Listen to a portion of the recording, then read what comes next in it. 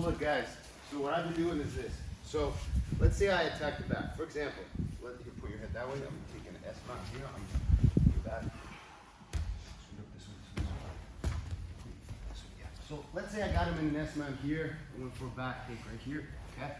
And then I hold him in a back take, okay?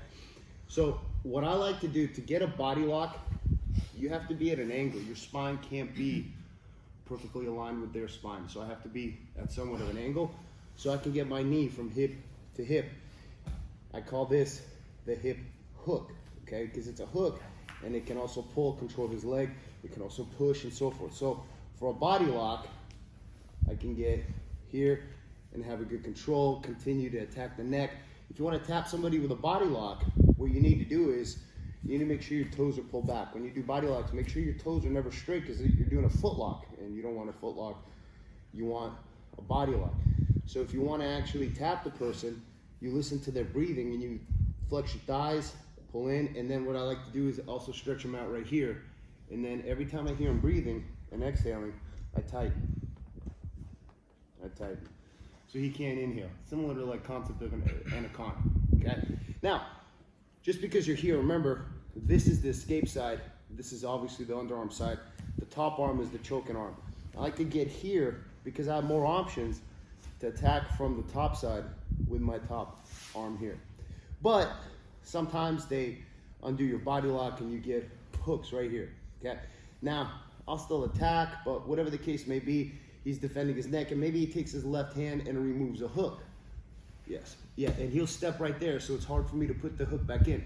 So from here, I'm gonna get what I call a hip lock. It's basically this here and you pinch, because now I'm controlling his outside hip. So even now, as he wants to turn and go to his knees, it's a lot harder. It's not impossible, but it's a lot harder while I still continue to attack the neck, arms, everything like that, okay? But let's say, for example, I wanna go from a hip lock right here, okay? Which is me pinching, and also you scoop right here. So you pull your heel right into his nuts, and then the left foot comes across, and it's like you're closing the guard and pinching. So I'm locking his hip up, okay? And maybe it's a nut lock too, who knows, okay? So now from here, I'm gonna go to a thigh lock, all right? So from here, what I like to do is I like to get a double under, okay? I need to move him up and myself down. So I unlock the hip lock, and I move it down to his buttock, and I lift him up as I get here. And now I lock his thigh, and I scoop his foot, and I extend my right leg, and I have the lockdown, okay? Now from here, I'm gonna pull my arm out, sit up, and I'm gonna attack this leg here, okay? Because now look, from here, I have the calf slicer here, and back to the lockdown. The reason why I like to get here and attack this leg here, because I can pull him into the truck, but what I'm really looking for is for him to use this arm to defend that leg as I go here. I go up, control this wrist here, pull it to my chest and extend my hip, okay? From here, I keep lifting this up, my hand slides down to the wrist, and I have a wrist lock here, or I have a twister here. If he's close, you can grab it here. If he's far, sometimes you grab it here, okay? But his arm's on the outside. You also have a shoulder lock here. So if they're really fighting this wrist lock, you can just push the arm and basically get a Kimura right here, okay? Or you can begin to get here, here, and re-attack the back.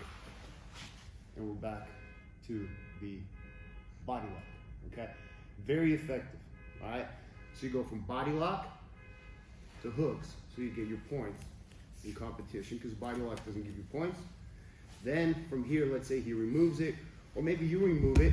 Look, yeah, see how it's hard for me to reset the hook, but right here, this foot clamps, and I pinch here.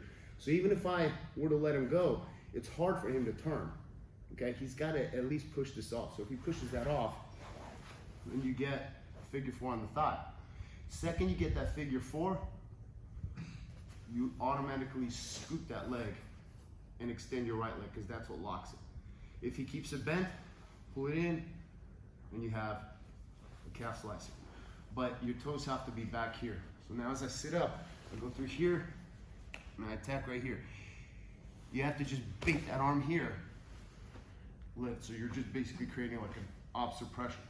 The thing with here, you'll notice that you just have to engage your right hip, so it's harder for him to turn, because if you're loose here, he can begin to climb up and sit up here. So what I want to do is, I want to lock him down here. So now he's completely locked down. And I like to go for wrist locks, because it looks fun on camera. Yeah, do solidarity with Kurt, or right here for a twister.